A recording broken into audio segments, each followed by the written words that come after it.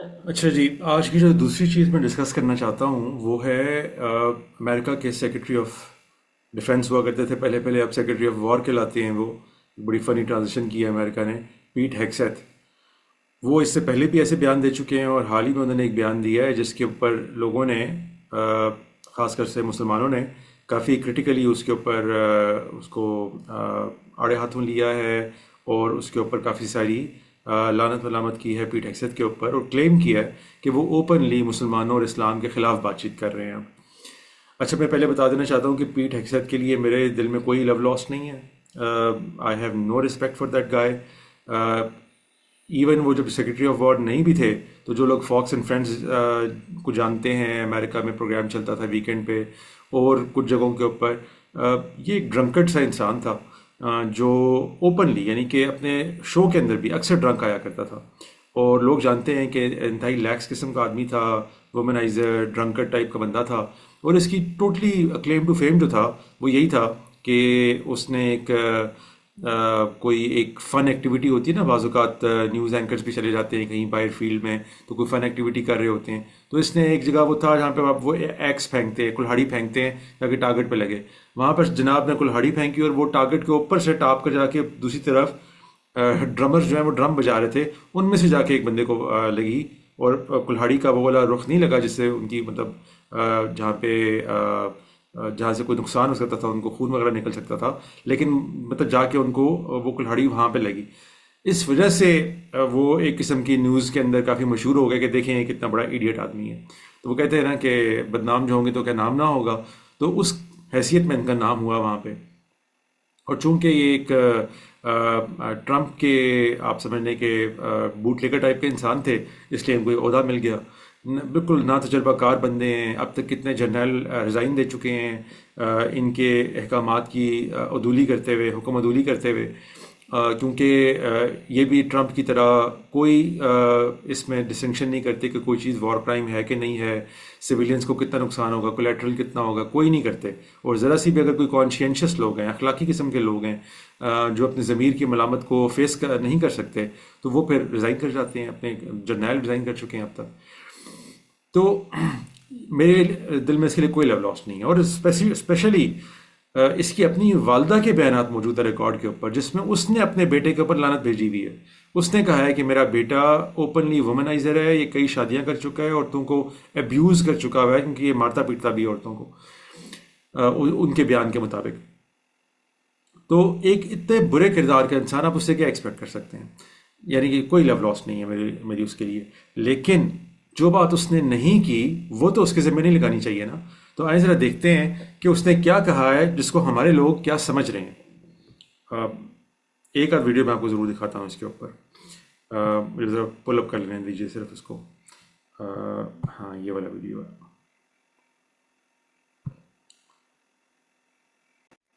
یہ دیکھیے گا جی ذرا یہ ویڈیو. آئی ہوپ کہ آپ کو آواز آئے. In Afghanistan.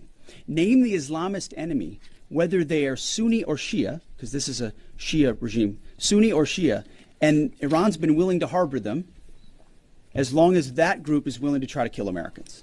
So the enemy of their enemy has been their friend as well in the Islamist world. So Iran, whether it's Iraq, whether it's Afghanistan, whether it's around the world, has been targeting Americans. And what they wanted in this context, and what President Trump would not tolerate, is a regime of that nature being closer and closer to nuclear capabilities. آپ نے دیکھا جی. یہ آپ اوپر دیکھ بھی سکتے ہیں کہ مثال کے طور پر یہ ایک اکاؤنٹ ہے جو یہ کوٹ کر رہا ہے کہ کیا کہا ہے سیکرٹری آف ڈیفینس نے. پہلے بھی سیکرٹری آف وار ہے، سیکرٹری آف ڈیفینس نہیں ہے. ویدر سنی اور شیعہ اور اینمی از اسلام. اسی طریقے سے میں اور کتنے ہی ایسے اکاؤنٹس کو جانتا ہوں کہ جو انتہائی ذمہ دار اور پڑھے لکھے لوگ ہیں، وہ بھی اوپنلی یہ کلیم کر رہے ہیں کہ دیکھیں اس نے کہا ہے اوپنلی، اسلام کے بارے میں بات کی ہے کہ اسلام ہمارا دشمن ہے، اور چاہے سنی ہو چاہے شیعہ ہو. اسی نوعیت کا ایک ویڈیو تھوڑا سا پہلے بھی آیا تھا، آپ کو یاد ہوگا، جس میں اس نے اس طرح کی اسٹیٹمنٹ دی تھی کہ پروفیٹک اسلامسٹ ڈیلوژنس، کہ یہ جو ان کے ہاں ڈیلوژنل قسم کی پیشن گوئیاں ہیں نا، ان کی خام خیالیاں ہیں، ان کے وہ ہیں غلط عقائد ہیں جو ان کو مستقبل کی پیشن گوئیوں کی صورت میں مطلب ان کے کلیم کے مطابق انبیاء کی طرف سے ملی ہیں. تو ایسے لوگوں کو ہم نہیں چھوڑ سکتے کہ وہ اپنی ان تمام پیشن گوئیوں کو پورا کرتے پھریں، اس لیے ہم ان کے اوپر حملہ کریں گے. یہ تھوڑا سا پہلے یہ ویڈیو آیا تھا، میرے خیال سے پہلے ہفتے میں آیا تھا شاید، جب یہ جنگ سٹارٹ ہوئی تھی، تو ہارڈلی ایک دو ویکس پارٹ ہے. تو ابھی بھی یہ آپ نے بیان سن لیا. اچھا، میں حیران ہوتا ہوں، مجھے آپ لوگ بھی سمجھائیں کہ کیا ہم ایز این امت یا تو شدید طور پہ بے ایمان ہو چکے ہیں اور یا نہایت بڑے جاہل ہیں. دونوں میں سے ایک بات تو ضرور ہے، کیونکہ یہ تمام دنیا، ہم جس دنیا میں رہ رہے ہیں 20-25 سال ہو چکے ہیں اس دنیا کو ٹیررزم کے خلاف جنگ لڑتے ہوئے.